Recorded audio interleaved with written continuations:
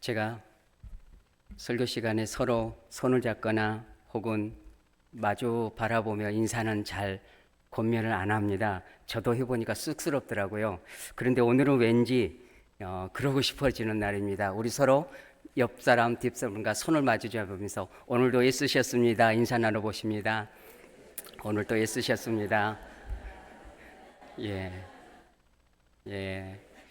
저처럼 쑥스러워하신 분들이 몇 분 있습니다.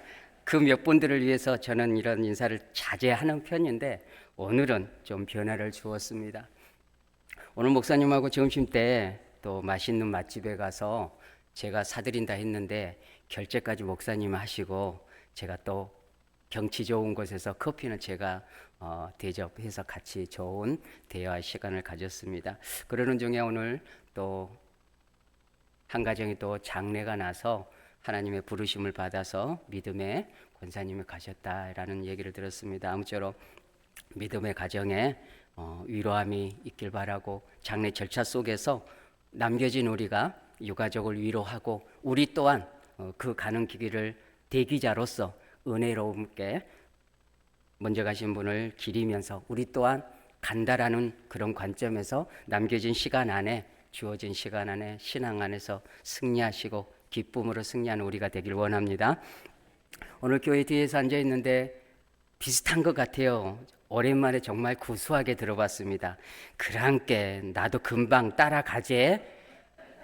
아마 오늘 장례 소식을 듣고 하신 얘기예요. 그랑께 나도 금방 따라가제. 내 차례가 얼마 안 남았다 이 얘기인 것 같아요. 예, 그런 것 같습니다. 오늘 어떤 형편에서 사셨건 애쓰셨습니다. 네. 제가 예전에 들은 재밌는 얘기가 하나 있어요. 뭐 아재 개그 같은 거예요. 웃자고 하는 얘기인데 우리 사람 마음 안에 두 마리 개가 있다라는 거예요. 두 마리 개가 있대요. 근데 그 두 마리 개를 잡아내야 된대요. 여러분들은 제 멍멍이 소리에 현혹되면 안 돼요. 그거는 미끼이고 두 마리 개가 있는데 그게 뭘까요? 노랑이, 검둥이, 바둑이 아니죠. 한번 따라해 보십니다. 편견, 선입견. 말의 언어의 장난이긴 합니다. 그러니까 우리 안에 두 마리 개가 있는데 개 견자가 아니긴 합니다만은 또 여러분들 혹시나 또 한문 좀 하시는 분이 틀린데 이러실 수 있어서 그런 언어적 재미를 하는 거죠. 편견과 선입견이 우리 마음 안에 자주 찾아오는 거예요. 우리 진도에 개가 많잖아요. 그런 개가 많은 것처럼 우리 일상에서 하루에도 몇 번씩 이 개 두 마리가 왔다 갔다 해요. 그래서 우리 편견과 선입견을 잘 잡아낼 때에 우리가 좀 더 인격적으로 성숙된 모습으로 하나님의 시선 안에서 좋은 모습으로 서로 간의 관계를 가질 수 있지 않는가 그런 생각을 해봅니다. 선입견은 이런 거예요. 어떤 사물이나 지역이나 사람과 어떤 주장에 대해서 경험하지 않은 채 미리 가지는 이미지, 그러니까 경험하지 않고 무언가를 판단하는 것을 선입견, 먼저 선자예요. 선입견이라고 해요. 편견은 어떤 판단이나 기준에 한쪽으로 치우친 작은 한두 번의 경험이 한쪽으로 치우친 결론, 그러니까 그걸 편견, 한쪽으로 치우쳤다라는 거예요. 그래서 둘 다 그렇게 좋은 단어가 아니죠. 편견과 선입견. 일반 기호에 따라서나 사물에 따라서는 큰 부정적 요소가 없어요. 그러나 이것이 편견과 선입견이 사람인 인격적인 존재인 사람에게 대해졌을 때는 상당한 부정적 결과를 드러낸다라는 겁니다. 그래서 오늘 말씀 안에서 이 부분 먼저 살펴보고 그 다음에 나를 어떻게 하시나이까 그런 부분에 대해서 해석을 두 가지 하고 또 이렇게 적용해 보겠습니다. 오늘 말씀에서 예수님께서 이제 30세 초반쯤 되셨을 때 그때 이제 메시아로서 하나님의 기름 부음 받은 자로서 구원자로서 사역을 시작하는 시점이에요. 그러니까 사역을 시작하기 전에 기도하시고 40일 동안 금식하시고 성령에 이끌리어 사단에게 강력한 시험까지 물리치시고 이기시고 그리고 가장 먼저 하신 일이 뭐냐면 제자를 선택하고 부르시는 일이었어요. 그러니까 그 앞전에 이제 1장 앞에서, 본문 앞에서 요한의 제자가 예수님의 저 사람이, 저분이 하나님의 어린 양이다라는 메시지를 듣고 세례 요한의 제자가 예수님을 따르게 됩니다. 그 안에서 이제 제자들 안드레가 있었는데, 안드레는 베드로의 형제예요. 그러니까 안드레가 베드로를 전도하고 이제 예수님께서 빌립을 부르시는데, 그래 예수님의 부르심에 따라서 이 빌립이 순종을 해요. 이 메시아를 만났다라는 이 감격을 가지고 이 빌립이 나다나엘에게 일명 전도를 해요. 야, 내가 메시아를 만났어. 이런 얘기를 들었을 때 이 나다나엘의 반응이 그거예요. 뭐? 나사렛에서 메시아가 난다고?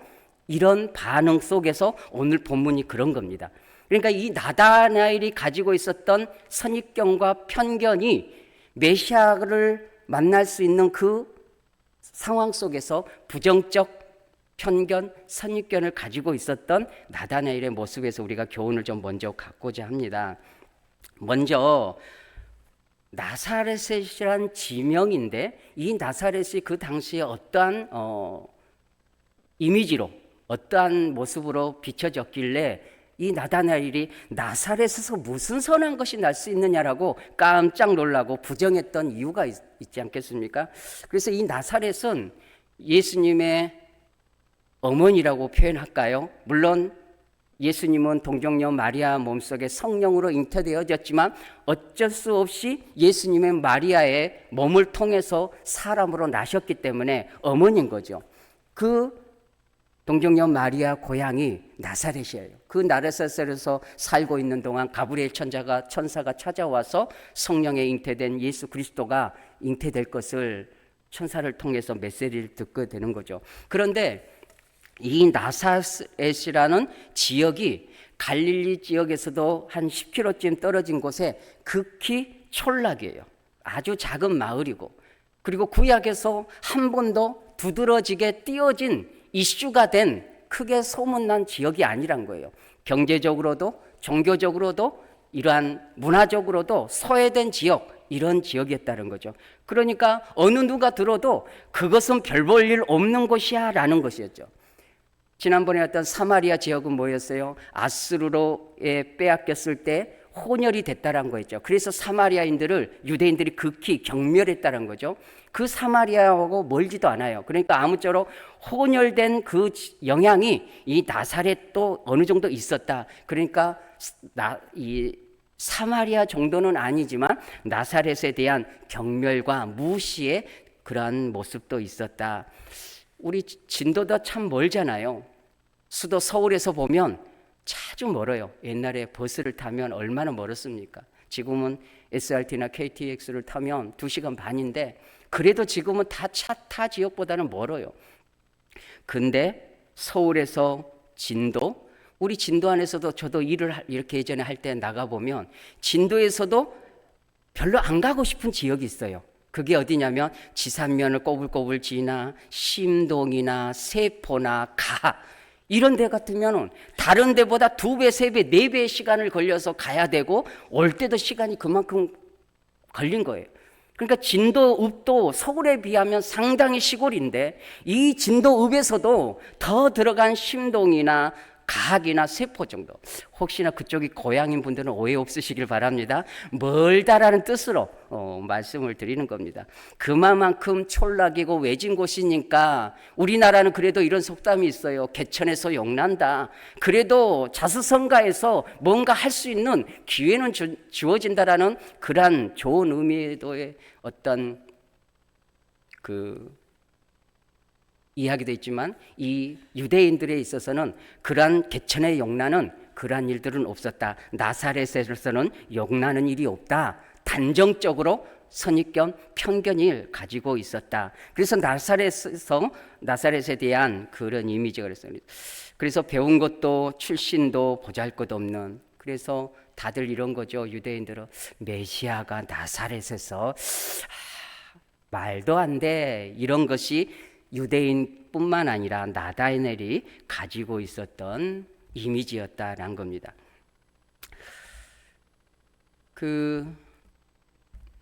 이제 이런 편견, 선입견, 피해자적 입장에서 보니까 어쩔 수 없이 우리 전라도도 그런 게 있잖아요. 하나 더 이해를 돕기 위해서 이 얘기까지 합니다.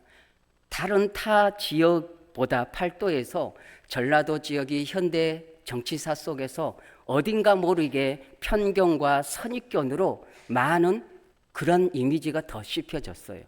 전라도 사람들 하는 거죠. 그리고 그 전라도에서도 저도 진도 출신이니까 섬놈이잖아요. 육지 사람들은, 서울 사람들은 간혹 가다 그런 얘기를 하는 거예요. 섬 사람들. 그래서 진도, 완도, 저 신안 같은 사람들에 대해서 안 좋은 얘기를 한 거죠. 거기다 놈자를 붙여요. 그런 얘기를 또 어떤 분이 하시더라고요. 직접 들었다고. 섬땡, 예, 안 좋은 얘기죠. 그리고 한때 한국에서 흥행했던 영화들 속에 폭력적인 영화들이 있어요. 재미있는 영화긴 하지만 폭력적인 영화에 꼭 등장하는 게 목포의 족폭, 여수의 족폭. 영화이긴 하지만 꾸며낸 것이긴 하지만 너무 잔인하게 목포 출신, 여수 출신 상당히 이미지를 그렇게 가져갔다는 거죠. 우리는 타 지역 사람들은 그냥 허구적인 얘기고 흘려 듣지만 그 잔상은 남아있다는 거죠. 그러니까 어떻게 보면 우리는 그런 걸 알잖아요. 피해적 입장에서 이 지역에서 사는 사람들은 그거를 몸으로 체감한 것이기 때문에 그렇다는 겁니다. 이 말씀을 드리는 것은 예수님께서 나사렛에서 거의 평생을 사신 거죠.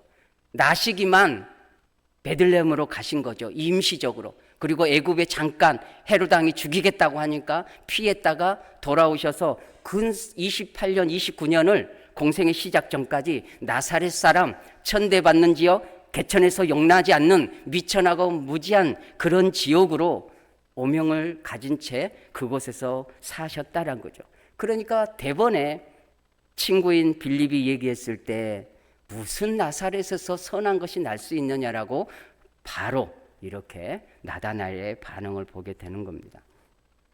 무슨 선한 것이 날 수 있느냐? 우리 그러잖아요. 무슨 뉘앙스 있죠? 한번 따라해 보십니다. 무슨, 예, 입이 무거우신 분이 계시는데 제가 무안합니다. 저 진도 사람인데 무안합니다. 재미없으시죠? 무슨 이 말은 강한 부정이 들어있는 거예요. 이야, 그런 거 일어날 수 없어. 절대 없어. 가망 없는 일이야. 얼마나 확정적으로 이 나다나엘이 얘기한 줄 모르겠어요. 그냥 아니할 정도가 아니에요. 그리고 선한 것은 좋은 것, 유의미 있는 것, 좋은 것이 절대로 나지 않는다는 것을 단정해 버린 거죠. 얼마만큼 그 나사렛에 대한 이미지를 부정적으로 가지고 있었는가. 메시아가 나사렛과 같은 천한 곳에서 날 수 없다라는 그런 가장 강한 부정적인 것을 가지고 있었다. 요즘 현대인들이 가지고 있는 것은 이미지예요. 모습. 그 사람을 척하고 봤을 때 3초 걸린대요. 딱 봤을 때 머리부터 발끝까지 한번 싹 훑어보고 머리 모양, 옷 차림새, 시계는 뭐 찾고 옷의 메이커는 뭐고 구두는 뭐고 백은 뭐냐, 가방은 뭐냐 쫙 훑어보고 그 사람 견적이 나온다는 거죠.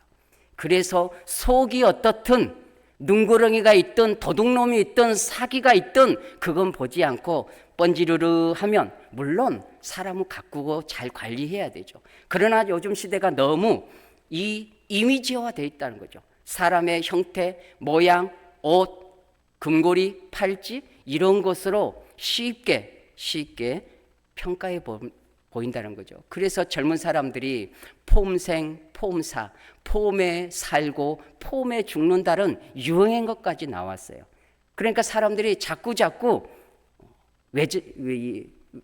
몸을 치장하는데 외모를 가꾸는데 그래서 우리나라가 의학이 발달했는데 하나 중에 성형외과가 불티가는 거죠. 서울에 저도 한번 이렇게 가보면 어느 지역에는 사람만큼이나 성형외과 간판이 많아요.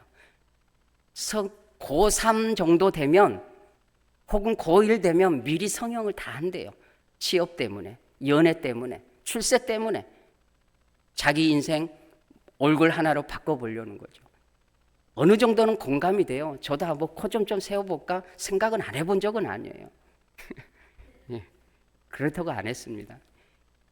그러니 세상 사람들은 이미지와 3초 만에 판단한다는 거죠. 우리가 그렇게 살아요. 저도 그런 적 많고 여러분도 그러지 않습니까? 누구 딱 보고 싹 살펴보면 견적 나오지 않습니까? 행세를 보면 어느 정도 판단하지 않습니까? 그만큼 우리가 외형주의에 빠져 있다. 우리도 알든 모르든 그런 형태 속에 있다는 거죠. 순간적인 짧은 그 판단이 그 사람에 대한 긴 시간, 인생을 판단해버리는 큰 오류에 빠지게 된다라는 겁니다.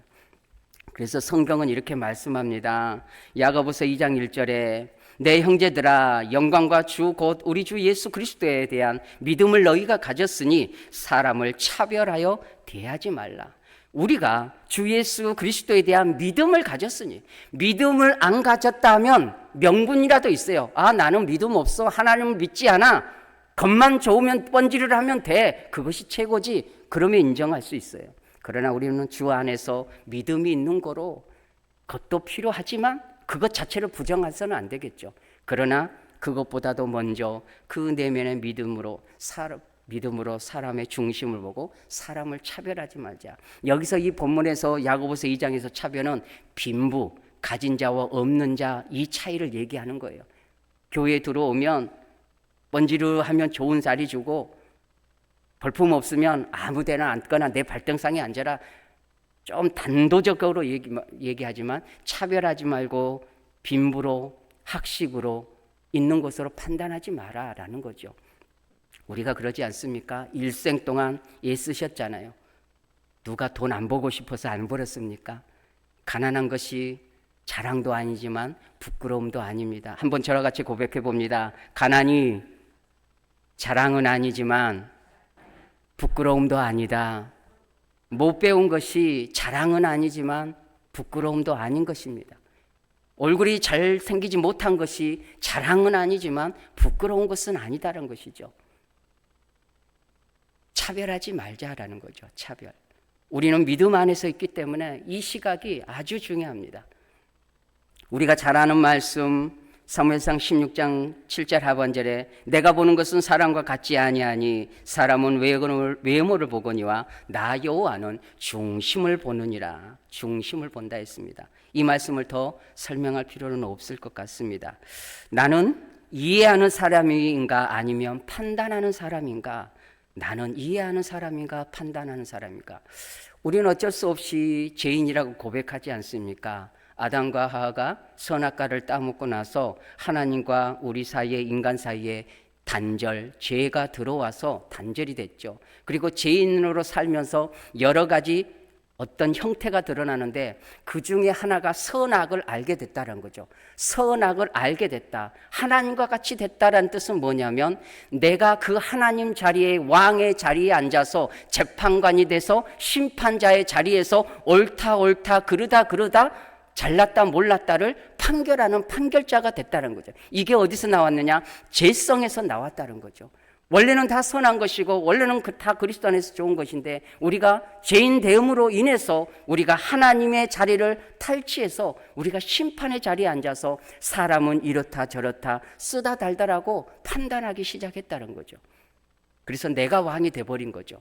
저 역시 그럴 때가 있을 수밖에 없습니다. 여러분도 그러할 것입니다. 그러나 우리가 그리스도인이 된다는 것은, 주님을 닮아간다는 것은 그 죄성을 하나하나 양파 껍질을 벗겨내고 씻어내듯이 주님을 닮아가는 영적인 싸움이 거기 있다는 거죠. 영적인 싸움은 대단한 것이 아니라 내가 주님을 닮아가기 위한 이 부단한 노력인 것이죠. 쉽게 사람을 판단하고 겉모양으로 판단하고 그 판단에서 믿음을 가졌으므로 주님처럼 하나님처럼 그 내면의 믿음을, 그 내면의 인격의 존중됨을, 그걸 보고 존중히 여기는 그러한 모습을 가져야 되겠다. 그래서 아름다운 모습으로, 주님을 닮아가는 모습으로, 편견과 선입견으로 사람을 쉽게 판단하지 않고 주님이 가지시는 믿음으로 이해하고 격려해 줄 수 있는 우리가 되길 원합니다. 예. 사람은 모르면서 판단하고 주님은 아시면서도 품으신다. 사람은 모르면서도 쉽게 판단하지만 우리 주님은 우리의 허물과 연약함과 죄성을 아시면서도 품고 가신다는 거죠. 오늘 이 본문에서는 제자를 부르십니다. 그러나 제자를 부르셨지만 3년 후에 베드로를 비롯해서 가룟 유다를 비롯해서 모든 제자들은 예수님을 버리시는 거예요. 물론 일시적이고 주님이 승천하시고 가신 후에 성령을 받고 다시 그리스도의 주님의 제자로서 순교의 자리까지 가기는 하지만 일시적으로 그 연약한 모습을 끝까지 품고 가셨다는 거죠. 그런 거죠. 우리는 모르면서 쉽게 남의 사정을 쉽게 판단합니다. 나도 죄인이고 허물 많은 죄인이 왕의 자리에 앉아서 쉽게 판단하는 것이죠. 그러나 우리 주님은 죄인도 아니시고 왕된 왕이시지만 우리의 허물을 알매도 내가 도망갈 것도 알고 배신할 것도 알고 또 연약함에 빠져서 통곡할 그것도 아심에도 불구하고 끝까지 놓지 않고 품고 가신다라는 거죠. 오늘도 저와 여러분들이 그 주님의 품으심 안에 있은 줄 믿으시기 바랍니다. 그러므로 그런 관점에서 주님이 그렇게 품으셨듯이 우리도 누군가를 용납하고 이해하고 품어줄 수 있는 것이 주님을 닮아가는 것이 아니겠는가 싶습니다. 구체적 단어로는 표현하지 않겠습니다. 그러나 이런 것이죠. 살다 보면 넘어지죠. 운전하다 보면 신호 위반할 수 있고 운전하다 보면 중앙선 침범할 수 있고 그런 거죠. 그거를 정당화나 명분을 삼을 수는 없습니다. 그러나 인생은 누군가나 한 번쯤은 실수할 수 있고 넘어질 수 있다는 거죠. 그러나 그것이 그 사람의 전체를 종결적으로 판단해서는 안 된다. 주님은 살리시는 분이기 때문에 그렇습니다. 연약함에 대해서는 대가가 분명히 정의와 공의가 실현돼야 되고 그 정의와 공의의 실현은 사랑 안에서 사람을 살리는 것으로 주님은 인도해 가신다라는 거죠. 우리도 그런 관점에서 우리가 그렇게 주님 안에서 살림을 받았기 때문에 그렇습니다. 저도 주님 안에서 살림을 받았기 때문에 이렇게 설교할 수밖에 없는 것이고 여러분도 주님 안에서 십자가와 부활을 통해서 살림을 받은 당사자이기 때문에 우리도 주님처럼 그렇게 누군가를 넘어진 자를 품고 살릴 수 있는 손과 한마디 말이라도 뱉을 수 있는 나눌 수 있는 우리가 되어지기를 원합니다. 그래서 나다나엘은 그렇게 고백한 거죠. 사람은 모르면서 판단하지만 주님은 아시면서 판단한다. 이 나다나엘의 반응이 변합니다. 그런 나다나엘에게 예수님께서 이렇게 말씀합니다. 47절에 예수께서 나다나엘이 자기에게 오는 것을 보시고 그를 가리켜 이르시되 보라 이는 참으로 이스라엘 사람이라 그 속에 간사한 것이 없도다. 이렇게 표현합니다. 나다나엘의 입장에서는 이 예수님을 대면한 것은 처음인 거죠. 그런데 어떻게 자신에 대해서 훤히 아는 것처럼 만난 것처럼 자신이 예수님에게 내 속을 보여준 것처럼 예수님이 아시는 것으로 표현하니까 나다나엘이 그렇게 표현한 거죠. 어떻게 나를 아시나이까? 어떻게? 예수님은 아시는 대로 당연히 완전한 사람이시고 완전한 하나님이시다. 특히 하나님으로서 신성을 가지고 계시기 때문에 전지성이 있다는 거죠. 아신다는 거죠. 과거적 만나지 않았어도 그 공간에 같이 그 장소에 있지 않아도 예수님께서는 아시는 거죠. 그래서 나다나엘이 예수님께 나오기 전에 빌립이 나다나엘에게 전도하기 전에 그 전에 무화과 나무 아래 있을 때에 내가 그때 너를 그 무화과 나무 아래 있을 때 내가 보았노라고 예수님 말씀하신 거죠. 그래서 이 나다나엘이 깜놀한 거죠. 어떻게 나를 아십니까? 어떻게 나를 아십니까? 사람은 모르면서 성급하게 판단한다. 그러나 예수님께서는 다 아신다는 거죠. 다 아신다. 우리의 부족함과 죄까지 다 아시면서도 우리를 포기하지 않으셨다. 그 사랑의 절정이 바로 그 사랑을 이루시기 위한 십자가와 부활의 사랑이라는 겁니다. 이 나다나엘에 어떻게 나누고 있을 때 우리가 신앙생활하다 보면 혹은 믿지 않는 사람이나 믿음 안에 있으면서도 간혹 이런 의문점이 들어요. 어떻게, 물음표죠. 어떻게 말씀으로 우주 만물이 창조되지? 재료가 있어야 되지 않겠어? 최소한 얼음이 되려면 물이 있어야 되고 물이 기체가 되려면 H2O가 분리되어져야 되지 않겠어? 이런 얘기죠. 어떻게 무에서 유로 창조될 수 있겠어? 어떻게 오병이어가 그 보잘것없는 물고기 5마리로 떡 2개로 아니 오병 떡 5개로 이어 이 고기 2마리로 5,000명이 막 먹고도 12광주리가 남을 수 있어? 물리법칙으로 있을 수 없는 일이지. 어떻게 그런 일이 있어?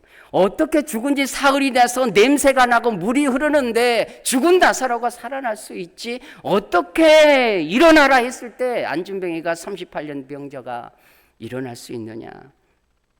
이게 신의 영역을 모르기 때문이죠. 창조주이시고 만왕의 왕이시고 하나님 대신 예수 그리스도를 모르기 때문에, 믿지 않기 때문에 어떻게라는 얘기를 하죠. 이 나다나엘도 아직은 주님에 대해서 모르기 때문에 어떻게라는 얘기를 한 거죠. 아시나이까? 어떻게 아시나이까? 예수님과 나는 만난 적이 없다. 꿈에도 모를 사이인데 어떻게 나의 과거에 행동을 하십니까? 그래서 그거를 결론적으로 요약하면 당신은 도대체 누구십니까? 이 반문인 거죠. 어떻게 나를 아십니까를 한번 해석하고 예수님의 신성을 이해하고 나서 그 마음속에 드는 것은 이런 거죠. 당신은 도대체 누구십니까? 당신은 누구십니까? 그래서 나중에 결국은 예수님의 말씀을 듣고 이 나다나엘도 이렇게 고백하는 거죠. 49절에 나다나엘이 대답하여 이르되 랍비여 당신은 하나님의 아들이시요 당신은 이스라엘의 임금이로소이다. 드디어 그가 이게 진정한 참된 신앙적 고백인지는 모르지만 물론 랍비어라고 있기 때문에 선생님이요 이런 뜻이에요. 진정한 참 구주시고 구원의 주 되심은 이 속에 있는지는 모르겠습니다만 그러나 그가 그래도 고백한 것은 당신은 하나님의 아들이시요 당신은 이스라엘의 임금이라고 구술적 고백을 이렇게 나다나엘을 한 걸 보게 됩니다. 그래서 이 나다나엘도 눈이 열린 거죠. 마음이 열린 거죠.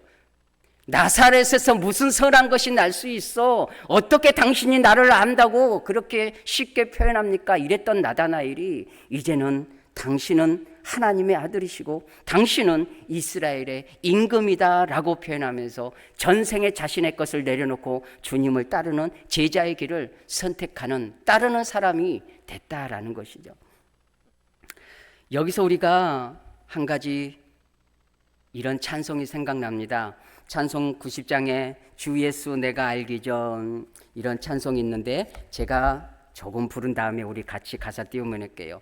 주 예수 내가 알기 전 날 먼저 사랑했네 그 크신 사랑 나타나 내 영혼 거듭나 같이 엽니다. 1절 주 예수 내가 알기 전 날 먼저 사랑 그 크신 사랑 나타나 내 영혼 거듭났네 주 내 맘에 늘 계시고 나 주의 안에 있어 저 포도비유 같으니 참 좋은 나의 친구 주 예수 내가 알기 전 날 먼저 사랑했네 내 허물과 연약함과 하나님을 등지고 살았던 죄악에 허족거렸던 나를 내가 주를 바라보기 전 나를 먼저 알고 사랑했네 나의 연약함과 허물과 죄에 얼룩진 나를 교만한 나를 오만한 나를 품으셨네 십자가로 부활로 품으셨네 이런 가사 아니겠습니까? 그 크신 사랑 나타내 내 영혼 거듭났네 이러한 은혜를 받은 우리가 할 수만 있거든 점진적으로 주님은 우리를 그렇게 쉽게 판단하시지 않고 쉽게 선입하지 않고 아시지만 품으셨던 부분. 사람은 허물이 있을 수밖에 없습니다. 재가 묻었던, 거시기가 묻었던, 쌍디귿자가 묻었던, 우리는 다 뭐가 묻었잖아요. 그런데 그 묻음을 안주거리가 아니라, 정죄의 자리가 아니라 주님의 은혜를 받은 우리가 품어주고 안아주고 함께 나눌 수 있는 그러한 거듭난 우리의 삶이 있으면 얼마나 좋겠습니까? 할렐루야. 그것이 세상에 가질 수 없는 거칠에만 하는 세상 사람들, 그러나 우리 그리스도인들이 그러한 모습으로 조금씩 살아간다면 10년 후에, 20년 후에, 30년 후에 한국교회에 대한 이미지가 우리 진도중앙교회를 비롯해서 한국교회가 밝아지지 않을까. 그 일들은 저 하나로부터 시작하고 여러분 하나로부터 시작했으면 좋겠습니다. 무엇보다도 주 안에 있는 중앙교회 안에서 서로 품을 수 있을 때 그 교회가 사랑이 있고 나눔이 있고 따뜻함이 있지 않을까. 모두가 다 연약한 거로 서로가 그랬으면 좋겠습니다. 그러므로 우리는 가해자도 되어서도 안 되고 피해자도 더더욱 되어서는 안 되겠다.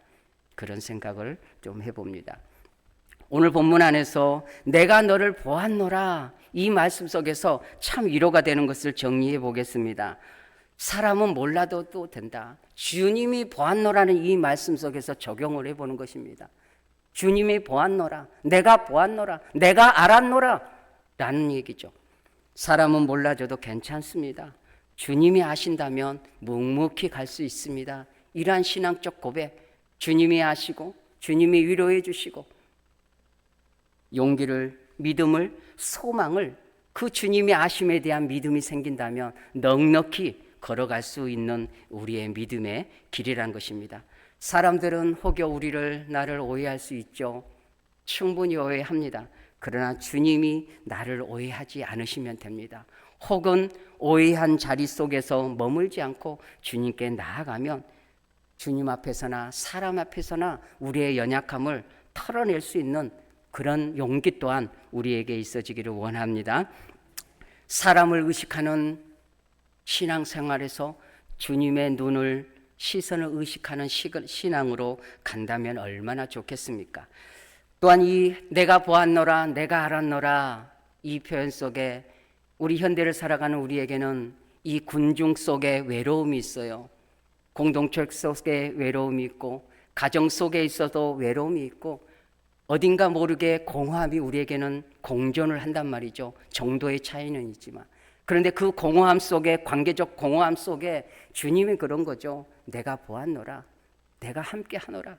이것이 실제적인 오늘 현재를 살아가는 신앙생활하는 우리에게 주는 위로의 말씀이고, 위로만 되는 말씀이 아니라 실제적으로 그 주님을 만나시는 여러분 되어지길 원합니다. 내가 보았노라, 내가 아노라, 내가 함께 하노라. 이것이 우리에게 참으로 위로가 됩니다. 말씀을 정리해 봅니다. 그래서 우리는 어떻게 살 것인가? 이제 우리는 사람을 판단하는 자가 아니라 사람을 살리셨던 주님처럼 살리는 사람이 되어지기를 주님의 이름으로 축원합니다. 이것은 우리가 알고 있는 무의식, 자동적 사고가 나와요. 편견과 선입견, 쉽게 판단하고 정죄하는 일들은 무의식 세계에서 나와요. 자동적 사고에서 나온다는 거죠. 습관 속에서 나온다는 거죠. 그러므로 이 습관은 하나하나 그 시간마다 뉘우침과 반성과 거듭된 훈련을 지속적으로 해야 되는 거죠. 그것을 알아차리는 거죠. 아, 내가 또 판단했구나. 내가 또 내 마음에 개 2마리가 지나갔구나. 이 개를 잡아내야지. 편견과 선입견을 버리고 판단과 정죄를 버리고 주님은 품고 가셨던 것처럼, 내가 그렇게 주님 품 안에 안겼던 것처럼 나도 누군가의 연약함을 품고 갈 수 있는 그런 은혜가 가득한 진도중앙교회 성도분들이 되어지길 원합니다. 우리 찬송하고 기도하겠습니다. 찬송 430장 찬송합니다.